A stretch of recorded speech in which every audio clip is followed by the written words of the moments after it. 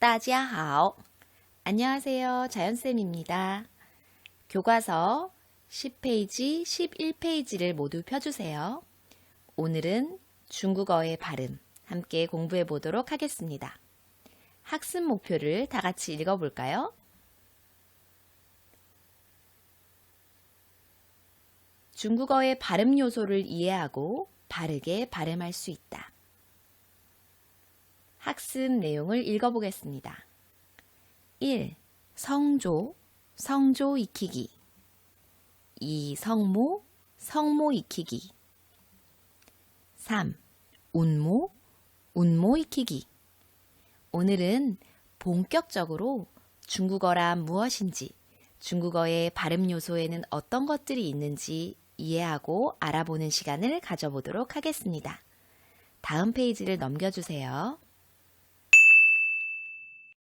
한유와 보통화. 우리는 우리의 이웃나라 중국, 그 중국에 사는 사람들이 하는 말을 중국어라고 부르죠.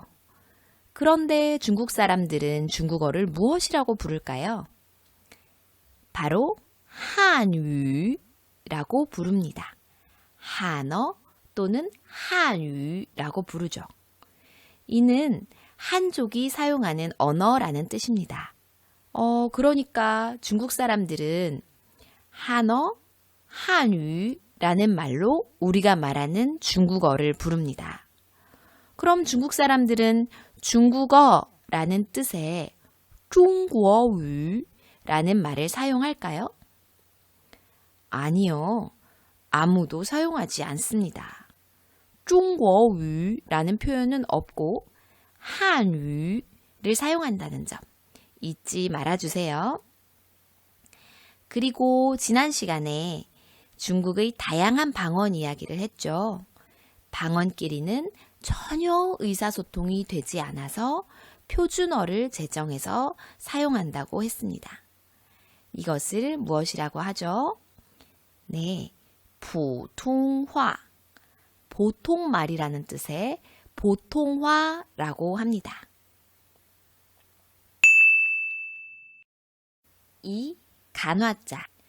중국에서 우리나라와 똑같은 한자를 쓰고 있을까요? 아니라는 것은 많이들 알고 있을 거예요. 일단 우리나라에서 쓰는 한자는 번체자라고 합니다. 번잡스럽다는 말 들어봤죠? 복잡할 번, 그 번자를 써서 번체자라고 해요. 그런데 중국은 이를 간단한 형태로 변형시켜 만든 간화자라는 것을 씁니다. 왜 간화자를 쓰게 되었을까요? 여러분도 한자 어렵죠? 중국 사람들도 한자는 어렵습니다. 중화인민공화국 성립 후에 기존 한자가 복잡하고 어려워 사람들의 문맹률이 높아서 이를 해결하기 위해 단순하게 번체자를 바꾼 간화자를 만든 것입니다. 그러니까 현대 중국 성립 후에 만들었으니 옛날부터 한자 문화권이어서 논어맹자를 같이 읽던 우리나라. 당연히 번체자를 쓰겠죠. 그리고 따로 정부를 세운 타이완이나 영국령이었던 홍콩 역시 이 영향을 받진 않겠죠. 그래서 그들도 번체자를 씁니다. 중국어를 배우는데 가장 큰 장벽으로 느껴지는 한자, 이 간화자죠. 하지만 배우다 보면 기존 번체자보다 훨씬 간단하고 또 계속 배우다 보면 반복되는 부수가 있어서 한자 한자 배우다 보면은 또 금방 익숙해질 수 있을 거예요. 용기를 가지고 선생님을 따라 몇 가지 간화자를 바꾸어 써볼게요. 자, 여기 한나라 한자가 나옵니다. 한나라 한자는 어떻게 쓰죠?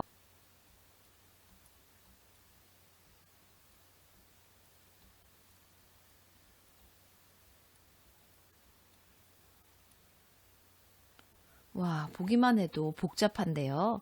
이것을 간단자로 바꾸면 이렇게 쓸 수 있겠죠.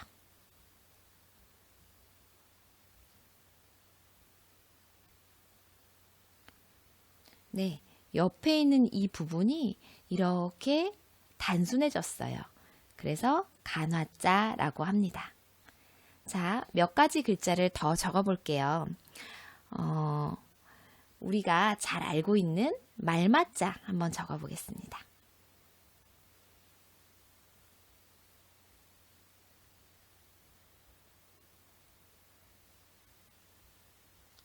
보면은 복잡한 부분이 어디인 것 같나요? 네, 요 머리 부분이 복잡하고 밑에 점을 다 찍어야 하는 것이 번거롭죠. 그래서 말맞자의 번체자는 이렇게 바뀝니다. 슉. 점을 한 번에 그어버렸어요. 머리 부분도 아주 단순해졌습니다. 자, 그러면은 우리 많이 쓰는 말씀 언 부수가 들어간 말씀 어자를 적어보죠. 한위의 위 부분입니다. 말씀 어자는 번체자로는 이렇게 씁니다.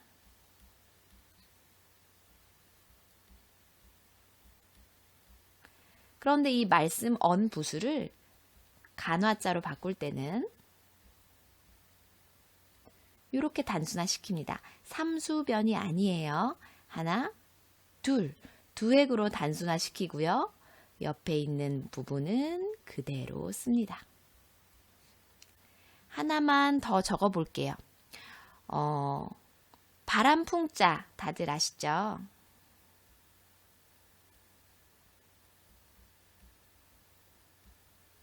이렇게 쓰는데요. 안쪽 부분이 상당히 복잡하죠? 이 부분을 슉슉 이렇게 X자로 간단하게 바꾸어 보았습니다. 이런 것들이 간화자입니다. 세 번째, 한어병음. 자, 중국어는 한자를 보면 어떻게 읽는지 알 수 있나요?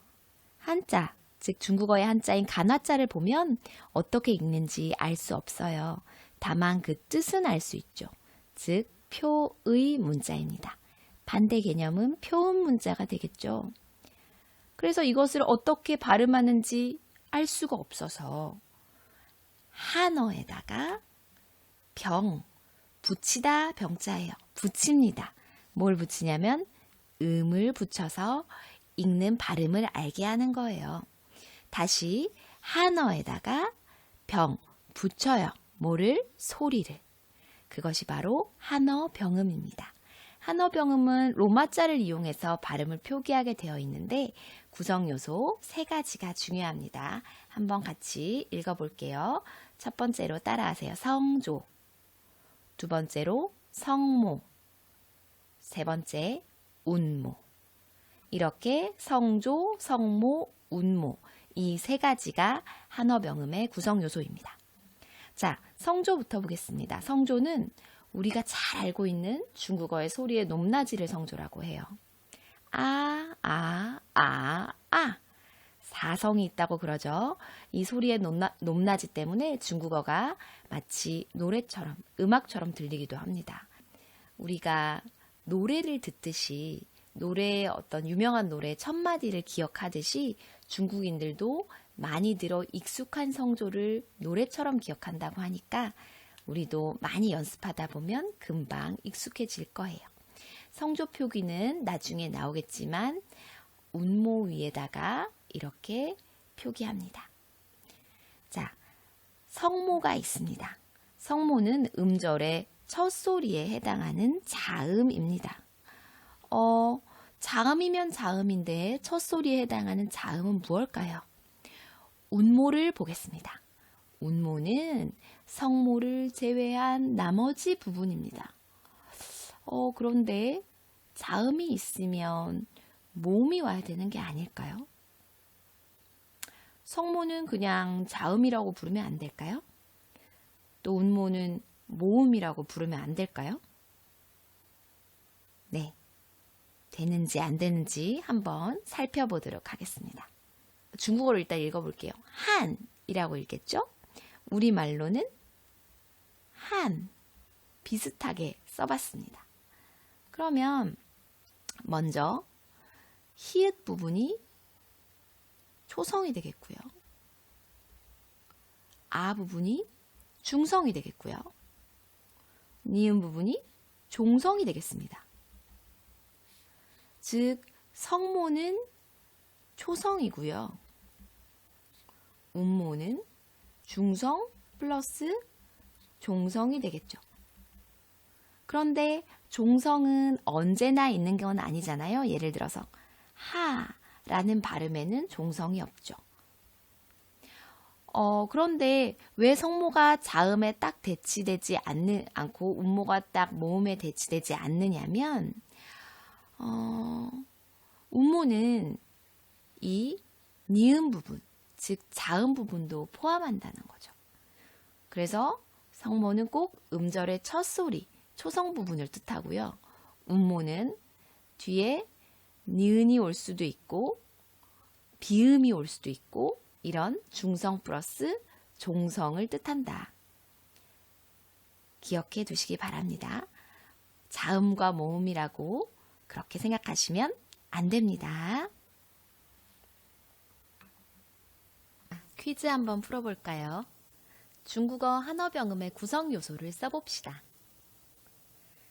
하오 라고 읽겠죠. 한어병음에서 첫 번째 구성 요소 무엇일까요? 바로 성조입니다. 두 번째 구성 요소는 음절의 첫 소리 자음입니다. 무엇일까요? 네, 성모입니다. 세 번째 구성 요소, 첫 소리 자음인 성모를 뺀 나머지 부분 무엇일까요? 음절에서 성모를 뺀 나머지 부분, 바로 운모가 되겠습니다. 다시 한번 성조, 성모, 운모의 정확한 뜻을 기억해 두세요.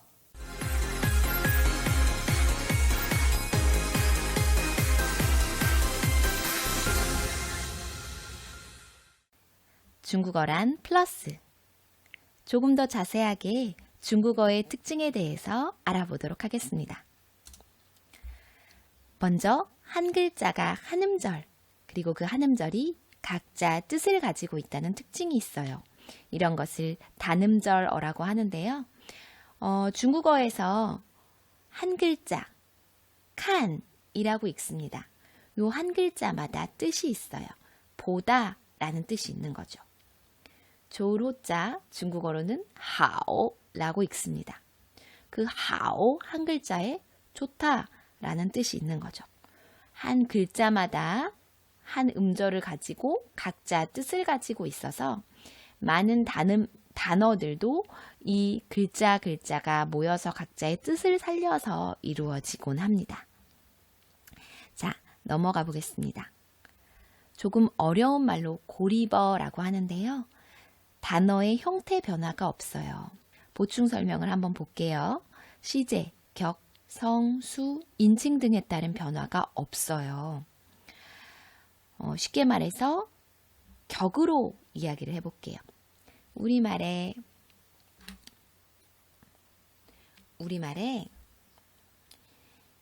나는 너를 사랑한다 라는 말이 있다고 칩시다. 영어로는 I love you죠. 우리말에는 주격에는 는이라는 조사가 붙어요. 변화가 됩니다. 목적격에는 를이라는 또 조사가 붙습니다. 영어도 I가 목적격에 오면 주어일 땐 I지만 me로 바뀌어요. you 같은 경우는 그대로 you네요. 하지만 he 같은 경우는 많이 외웠죠. him이 되고 she 같은 경우는 her이 됩니다. 이런 것들이 격에 따른 변화예요. 그런데 중국어는 이런 격에 따른 변화가 전혀 없어요. 왜냐하면 한자에다가 뭘 추가할 수 없지 않겠습니까? 나와 너. 시제에 따른 변화도 없죠. 예를 들어서 영어의 먹다는 무엇이죠? eat. 과거형은 ate, eaten. 이런 거 많이 외웠었죠. 하지만 한자에다가 d를 붙일지 뭐 s를 붙일지 이럴 수는 없지 않겠습니까? 그래서 단어의 형태 변화가 없다는 것이 이 중국어의 아주 중요한 특징입니다. 뒤로 넘어가서 살펴보겠습니다. 그래서 중국어는 어순이 매우 중요해집니다. 나는 사랑한다 너를. 이 순서로 얘기하면 나는 너를 사랑해 라는 뜻이 됩니다. 나는 이라는 단어를 먼저 그냥 앞에 배치하면 거기는 주격의 자리예요. 그리고 서술어는 가운데 오고요. 목적격은 맨 뒤에 옵니다. 주어, 서술어, 목적어. 이게 중국어의 기본적인 형태예요. 그 자리에 그 단어만 오면 는이라든지 를이라든지 다른 형태의 변화가 없이 그대로 문장이 이루어지는 언어입니다.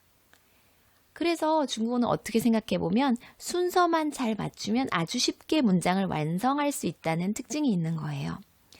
나는 사랑한다 너를을 바꿔보겠습니다. 너는 나를 사랑한다로. 자, 너를 맨 앞으로 가져오고요. 나를 그냥 목적격 자리에 두면 됩니다. 거기에다가 나를 이라는 뜻의 워를 넣으면 니 아이 워 너는 사랑한다 나를 이 됩니다. 자, 한 번씩 읽어볼까요? 워 아이 니 몰라도 그냥 따라 읽어보세요. 너는 사랑한다 나를 니 아이 워